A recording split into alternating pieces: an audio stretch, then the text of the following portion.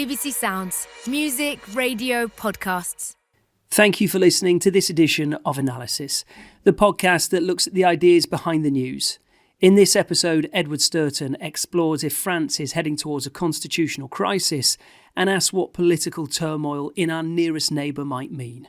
La Constitution a, chacun le sait, accueilli des changements profonds. L'élection du président de la République au suffrage universel direct.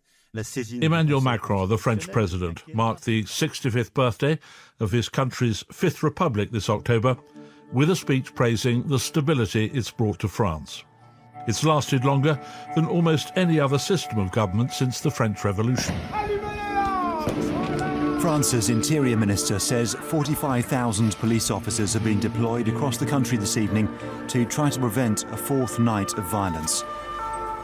But the anniversary is being celebrated amidst repeated eruptions of violent protest. And many of those who've come out onto the streets direct their anger at Mr. Macron himself. You know, they look at this jumped-up little banker in fine suits pretending to be king, and most French people think, no. Many in France now argue that their sense of a national malaise is down to the Constitution, which gives so much power to one man.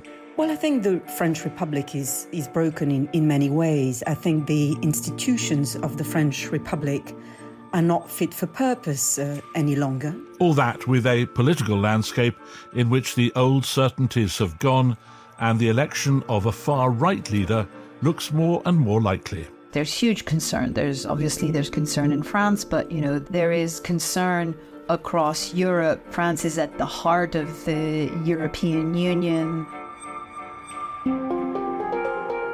All three countries with a claim to have led the world to democracy are going through a crisis of confidence in their constitutional systems.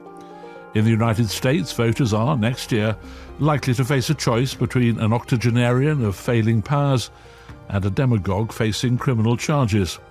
Here in Britain, the last four leaders came to power not by popular vote, but through the internal workings of one political party, with a membership estimated at a mere 170,000. But the pressure for constitutional change is perhaps most acute in France, a country with a long history of constitutional experiments. This programme will explore why and ask what political turmoil in our nearest neighbour might mean.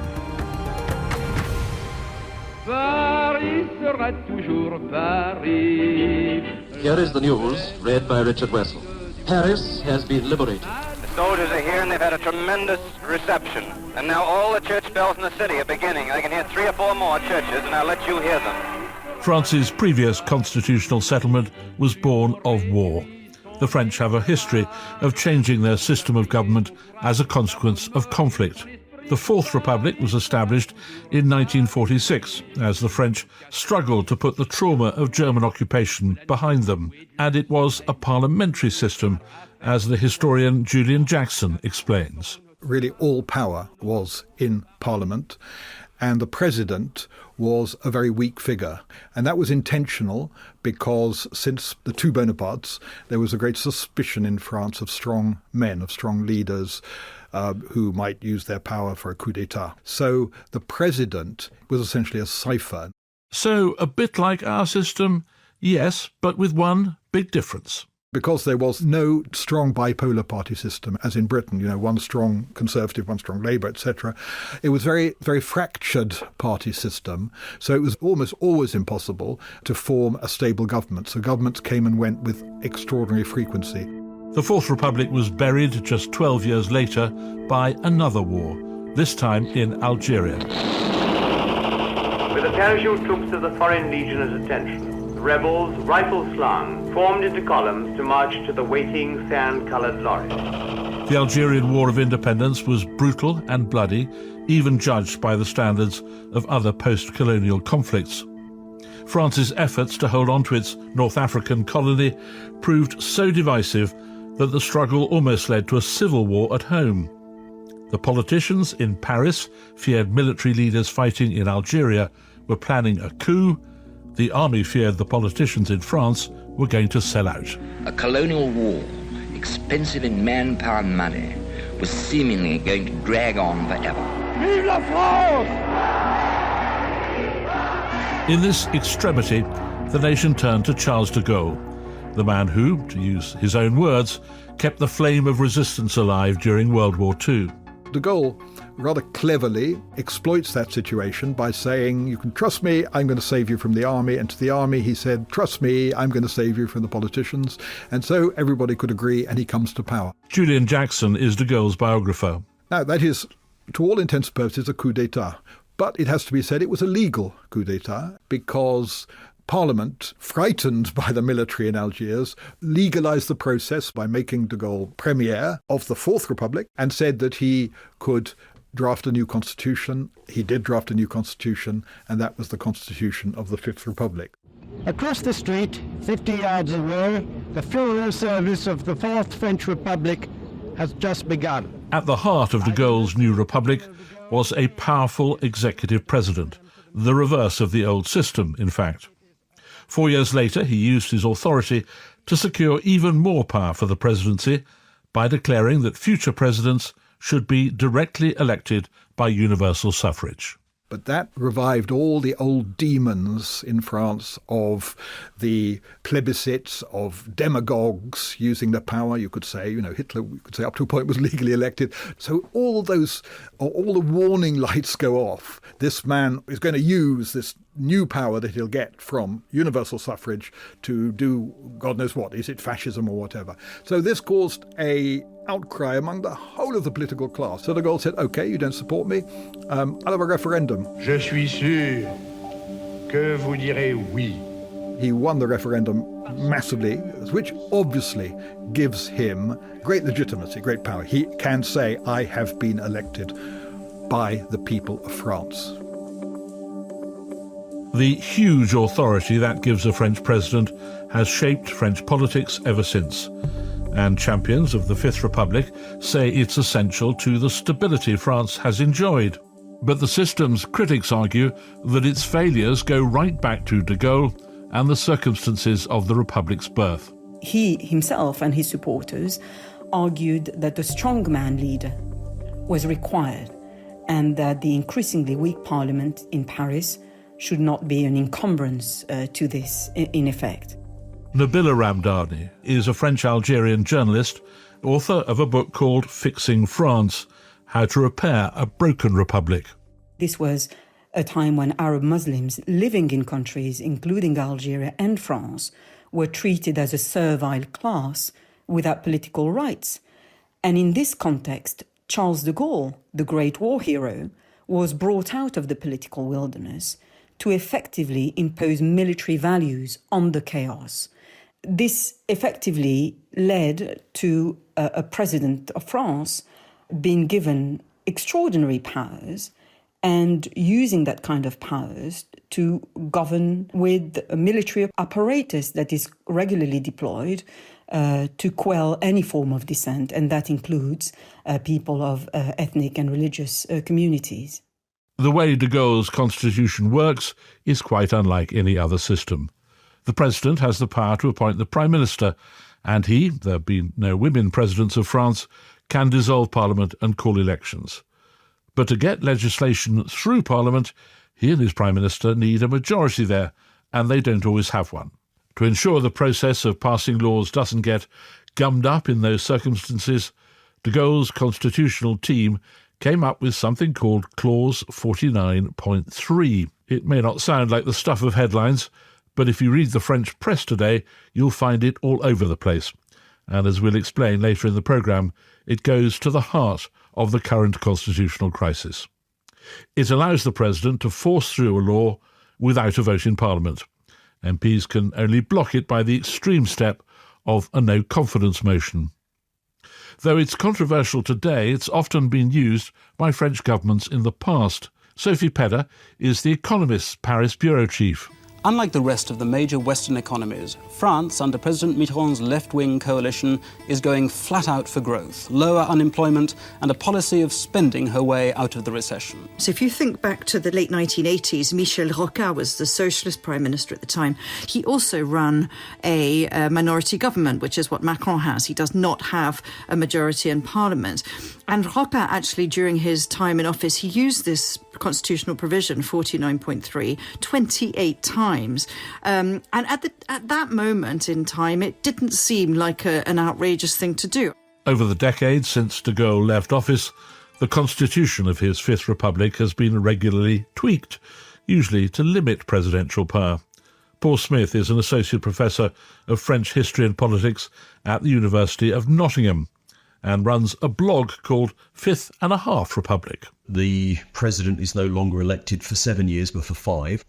The election of the president now coincides with the election of the National Assembly. And then the third major change, which has really altered the complexion of things, is that you can only be president for 2 consecutive terms. You can't stand for a third term, which of course has a particular bearing on French politics today. So there's this kind of idea that the Fifth Republic that de Gaulle invented has morphed into something that isn't quite the same. But the Republic's critics argue that the constitutional changes haven't kept pace with changes in society.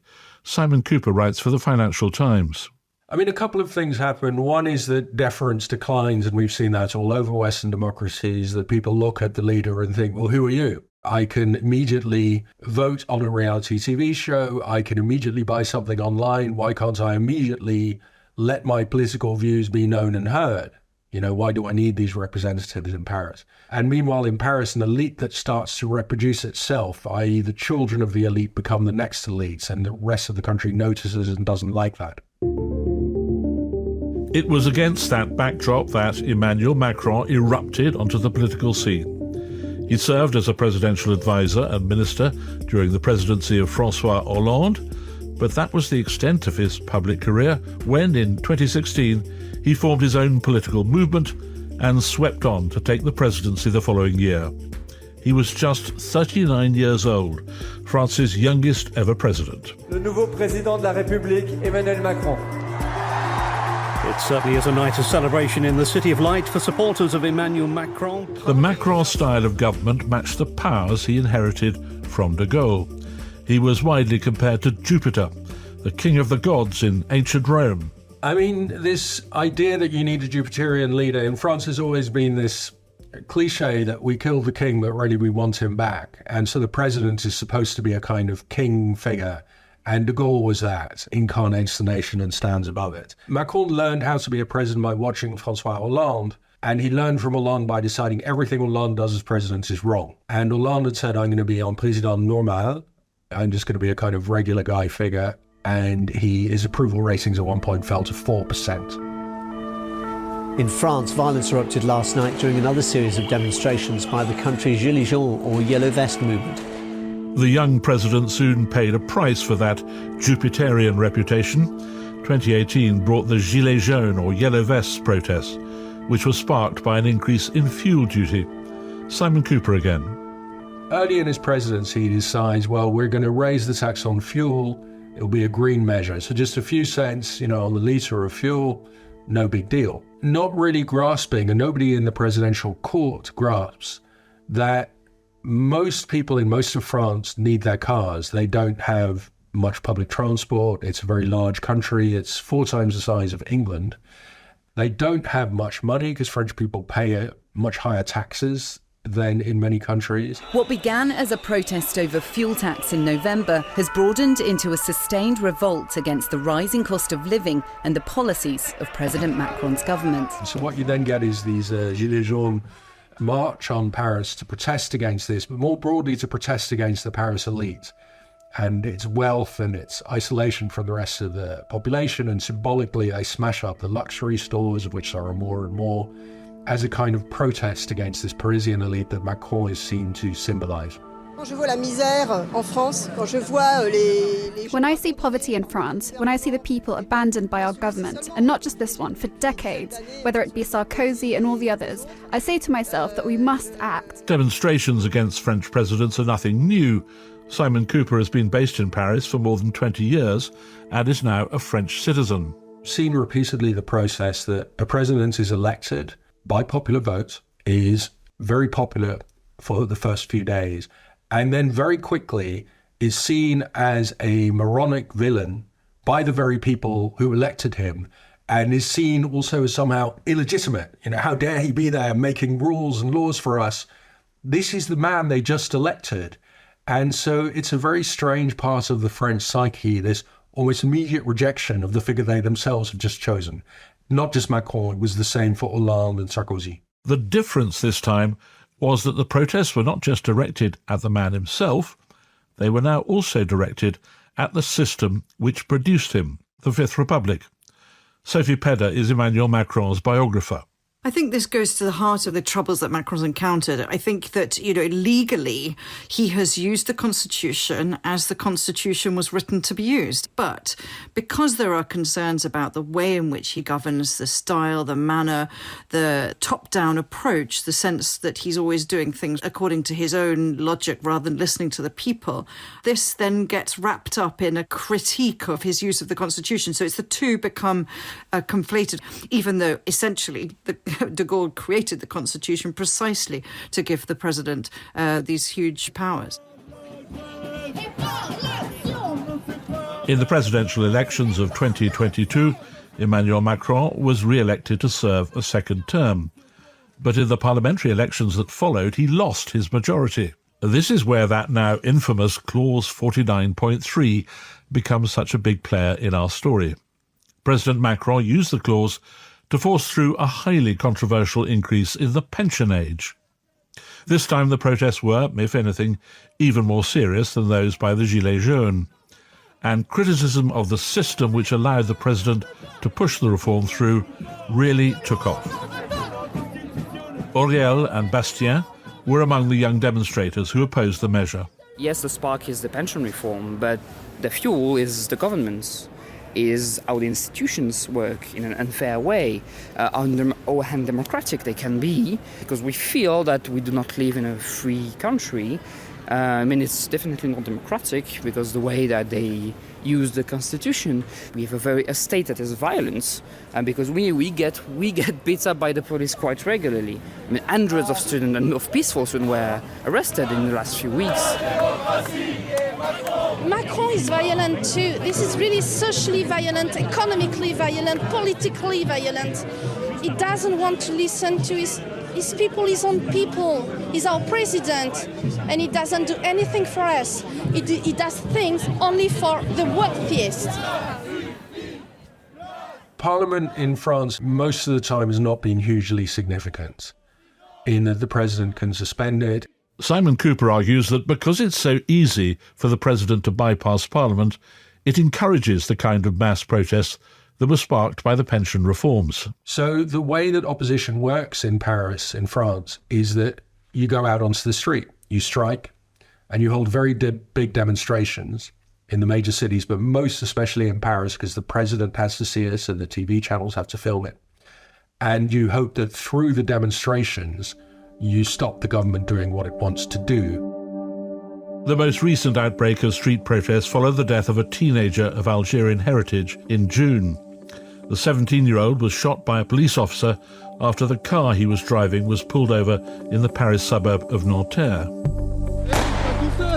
The word in Nanterre last night was rage. The shooting of 17-year-old Niall here yesterday, setting alight the long Cold War between French suburbs and French state. The protests went on for days, and in many parts of France they turned into violent riots. Government buildings and often local mayors, symbols of the Republic, were targeted. The rioting was widely condemned, but it reflected the deep sense of exclusion felt by many of France's minorities.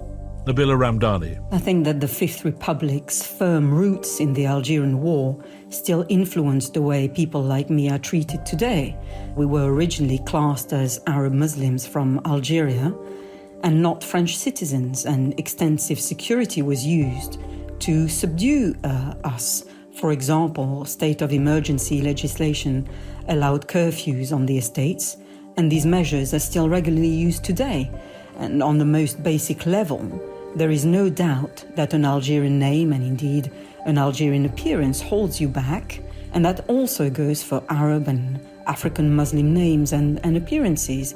We all know how tough policing is in France and how tough laws on secularism are, and there's no doubt that they are frequently used to humiliate and indeed keep Muslims in check. I think the foundation of the Fifth Republic, based on liberty, equality and fraternity for all, are not working.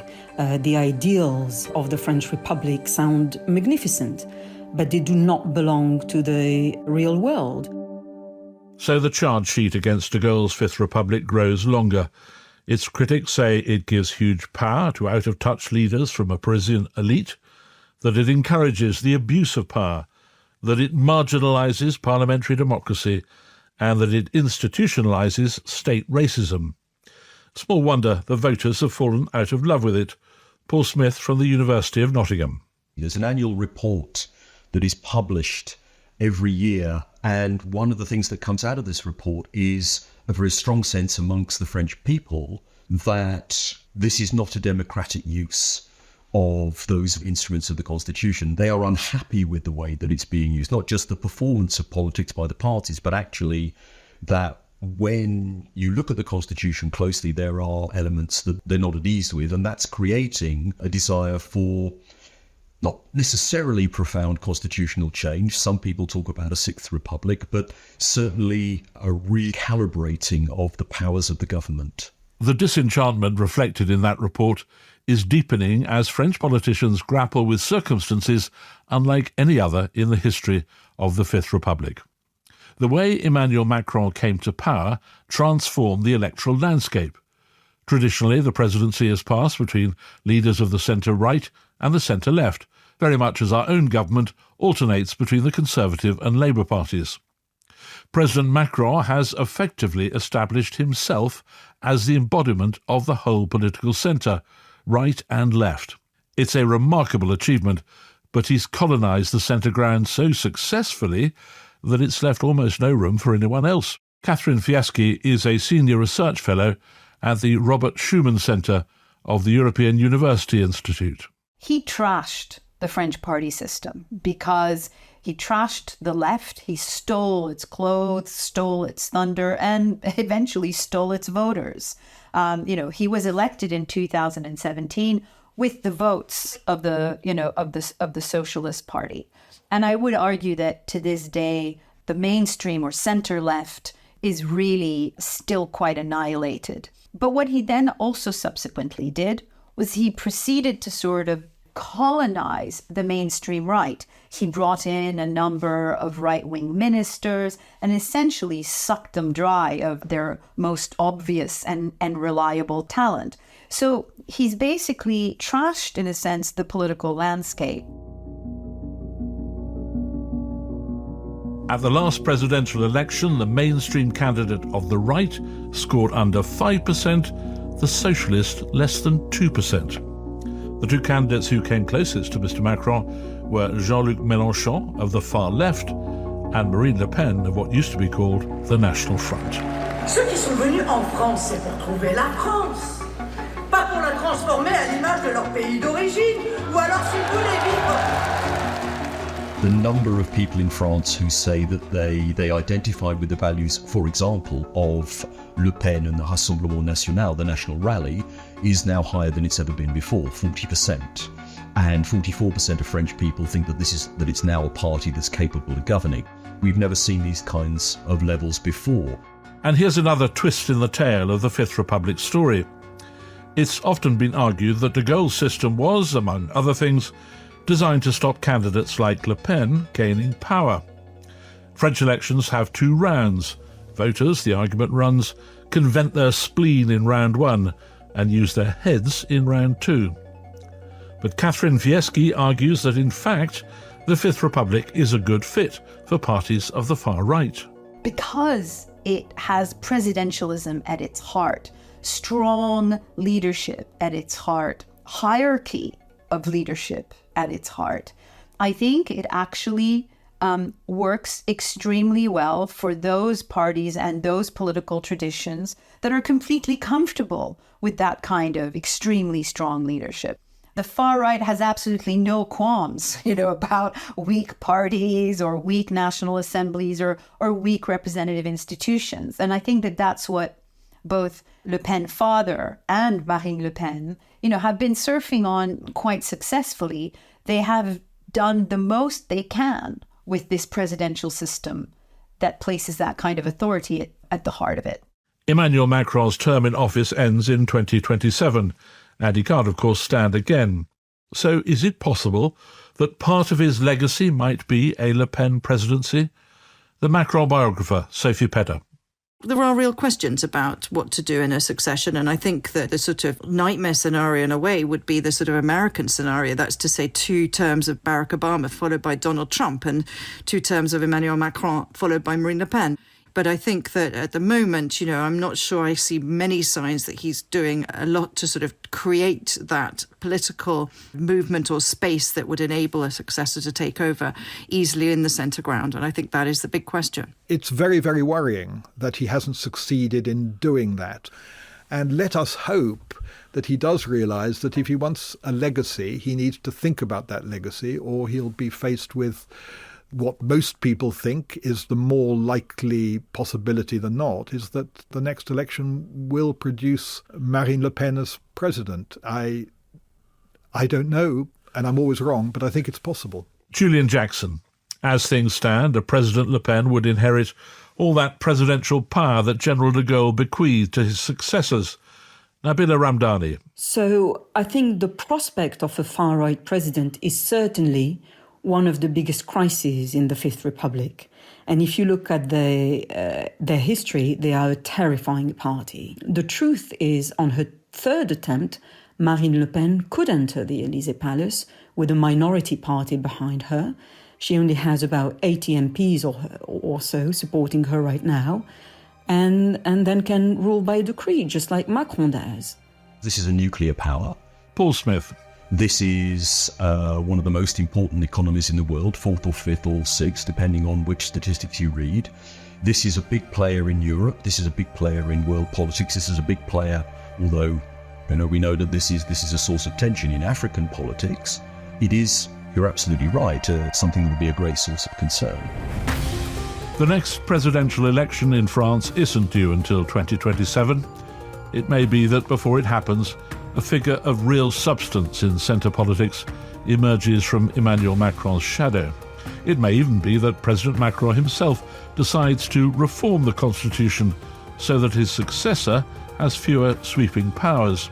That would be the kind of grand gesture he enjoys. But what an irony it would be if this most unusual politician hands over the baton of General de Gaulle's Fifth Republic to someone who rejects everything he stands for. Vive la France!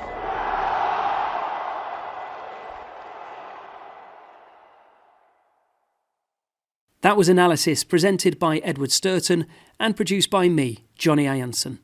The editor was Claire Fordham. If you enjoyed this programme, you can subscribe to discover more subjects explored. Or why not search for The Briefing Room, where a panel of experts and insiders present in-depth explainers on big issues in the news.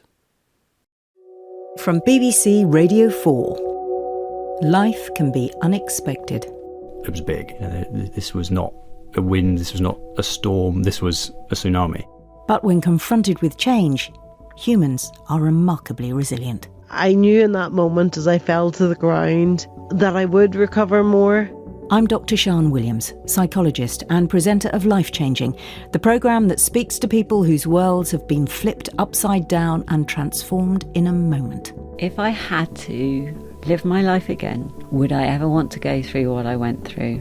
There's a very simple answer to that. I would go through it again. Subscribe to Life Changing on BBC Sounds.